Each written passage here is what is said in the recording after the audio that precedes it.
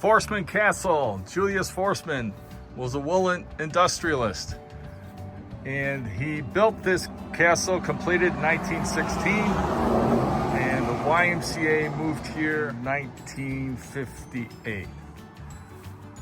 But here it is, the Forstmann Castle, which was the beginnings of this remarkable YMCA, the Frost Valley YMCA. And maybe we'll hear more about it from Bud Cox, the legend.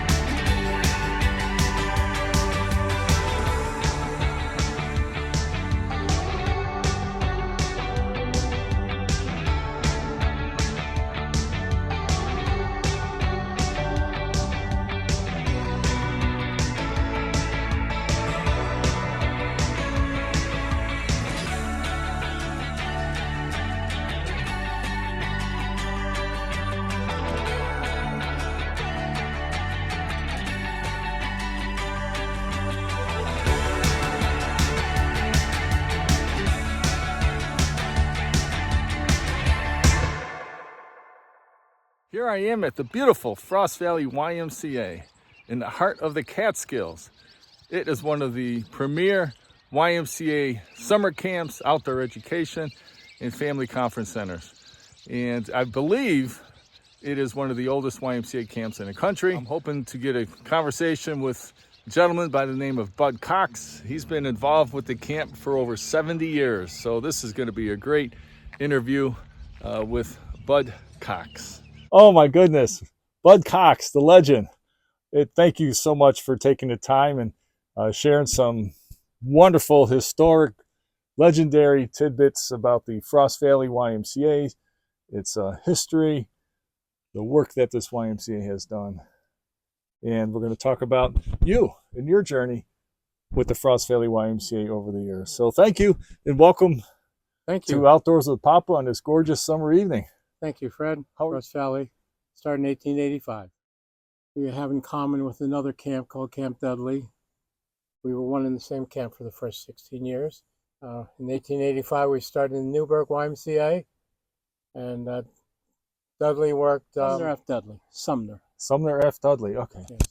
He lived in Orange. He was raised in Orange, New Jersey, and he had a lot to do with the Orange YMCA and the Newark YMCA, which is right next door. He was asked by a person in the Newburgh Y, which he had previous associations with and otherwise, to come up to Newburgh and take 7 boys camping the next town over, which is Orange Lake.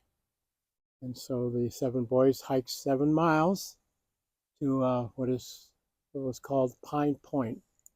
It's a 400-acre lake, whole Orange Lake, in the town of Orange Lake. And Dudley camped at the only peninsula at the end of the peninsula with these 7 boys. In what state is this in? New York. New York. Right on the Hudson River. Oh, yes. Okay. Wow. Newburgh. Dudley died at the age of 43 in 1897. In 1898, they decided to call the camp Camp Dudley in Dudley's honor. We were up in Westport on Lake Champlain at that point. We were in Newburgh for the 1 year, then we went down to what is now Wawayanda State Park in New Jersey, in Vernon Township, because Dudley wanted more of a wilderness setting for his camp. And there were 3 boys from Warwick, New York, which borders New Jersey, and the Timus Iron Ore Company owned the land down there. And the 3 boys said, Dudley, we know this really cool place in New Jersey where you could have a little more wilderness setting. And so Dudley moved his camp in 1896 to what is now Vernon Township.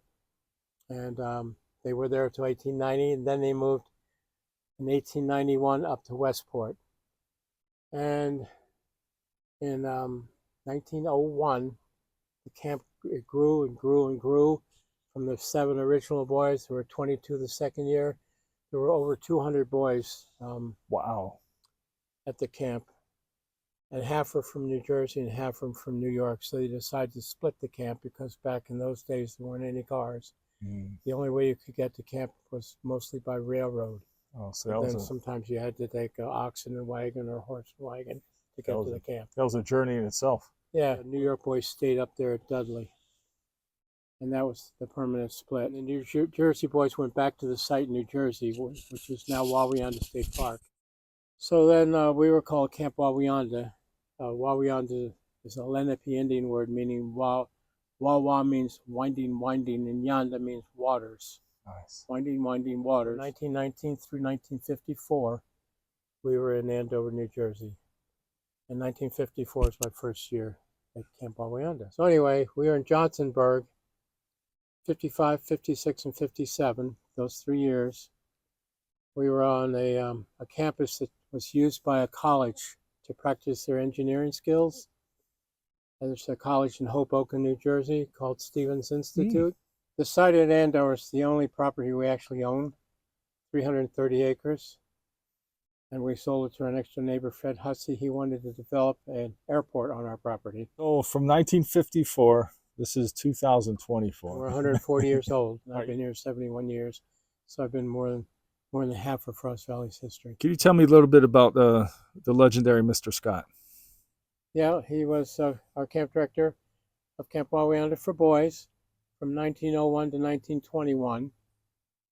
Each person in our history, we have a lot of fantastic people in our history. He was one of them. The thing that was very special about him was that he felt that he needed, as the executive director, to set the example for everybody. So he had a family with 3 kids. One of them was a newborn, and the entire family lived in a single wall tent. Oh my gosh. And all the boys lived in wall tents. So he set a good example that his family was going to live just like the boys. About a year and a half after he left Camp Wawayanda in 1922 and part of 1923, he traveled the world promoting YMCA camps in other countries. So he visited at least 50 other countries. So he was quite an amazing person. He truly believed in the why. I was in the dining hall in 1954, and they were carrying a man out in a chair. The chair was leaned backwards so the man wouldn't fall off. And the man looked like he'd be my grandfather, which was pretty old. And there were 2 young people. I thought they were counselors. They probably were. One on each side of the chair carrying the man out of the dining hall. And I could never understand why, as a 10-year-old, that they would not let the man walk out of the dining hall. And it was about 20 years ago. I read a little tiny article. There was a big picture of this man. His name is Scott, in our historical room. And little articles and pictures around the big picture. And there was a tiny little article about 2 inches high that said how Charles Scott, the founder of Camp Wawayanda, passed away while eating lunch with the boys in the dining hall. And finally I made that connection. My gosh. And then it was a couple of years ago I finally thought, between Charles Scott and myself, we've got the entire history of Camp Wawayanda covered. One of the 2 of us has always been there from 1901 until 2024. That is remarkable. Very coincidental. Wawayanda came to Frost Valley in 1958. Yes. And why was it called Frost Valley?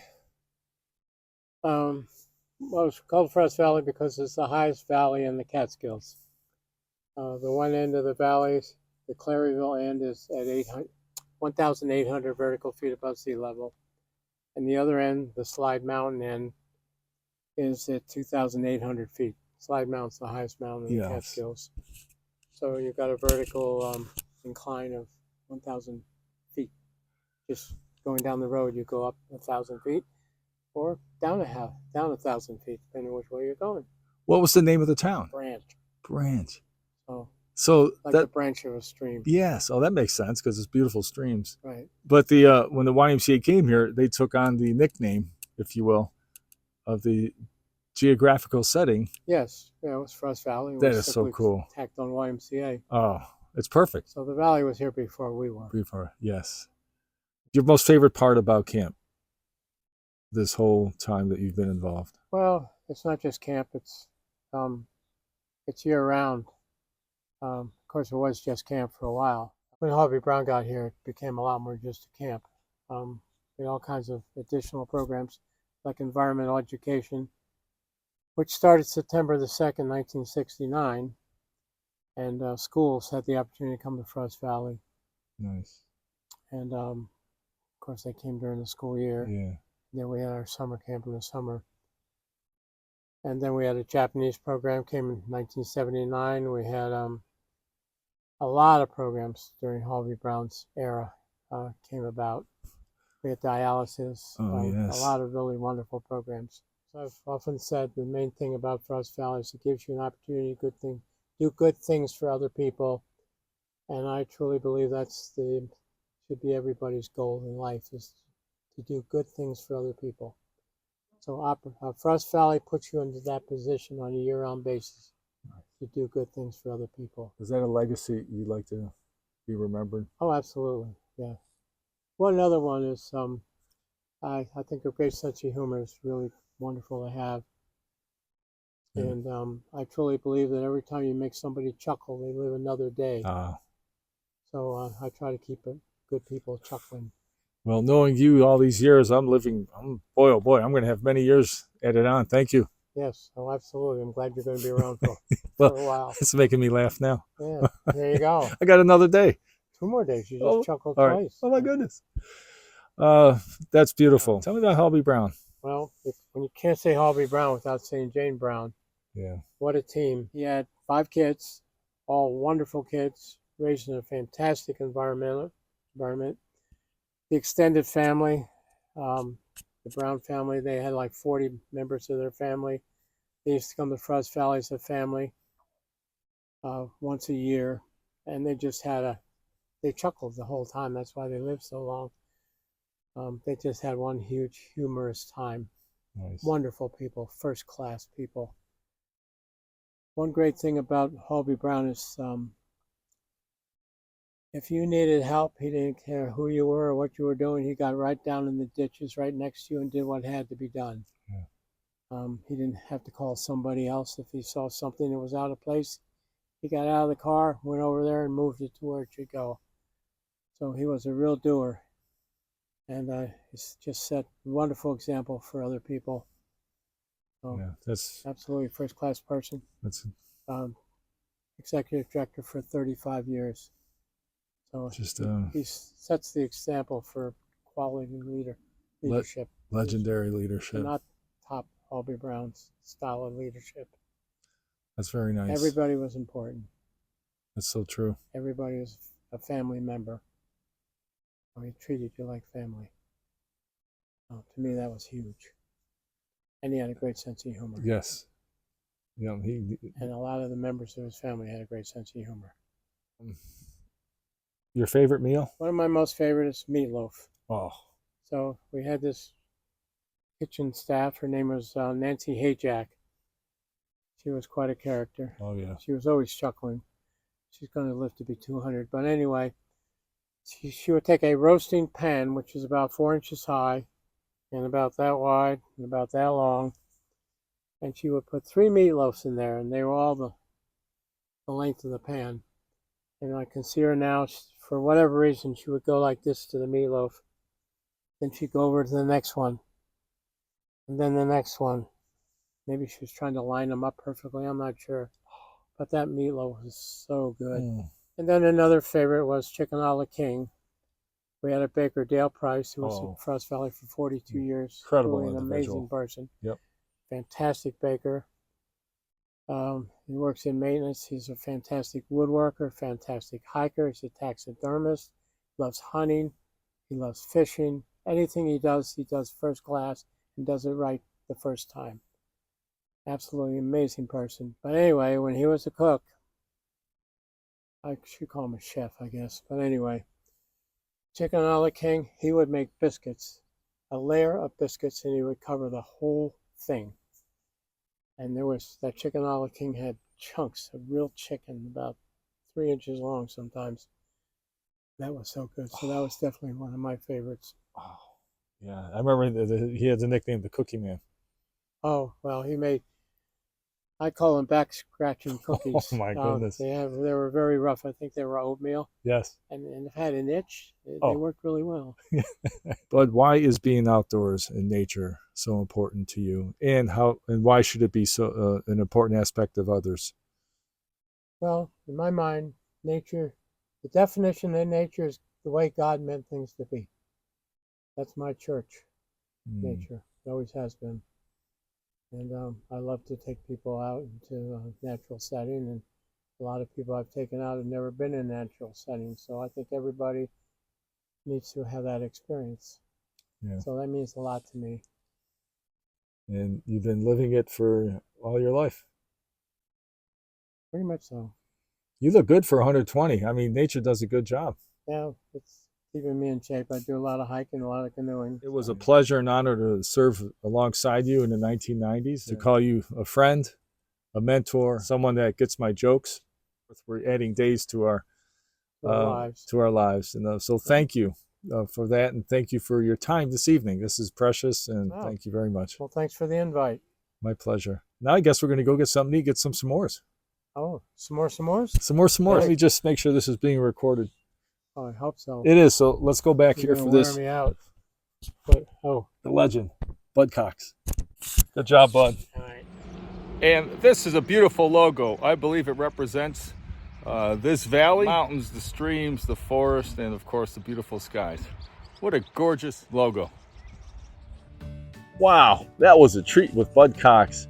And what a beautiful valley Frost Valley is. So if you get a chance, take a bike ride through Frost Valley. As you saw, it was just a gorgeous ride along the Neversink River, the west branch of the Neversink River. If you liked, please hit the like button, and do not forget to subscribe. And for crying out loud, if you get a chance, get outside, take a hike, take a bike, just enjoy the great outdoors. Thank you, and we'll see you soon.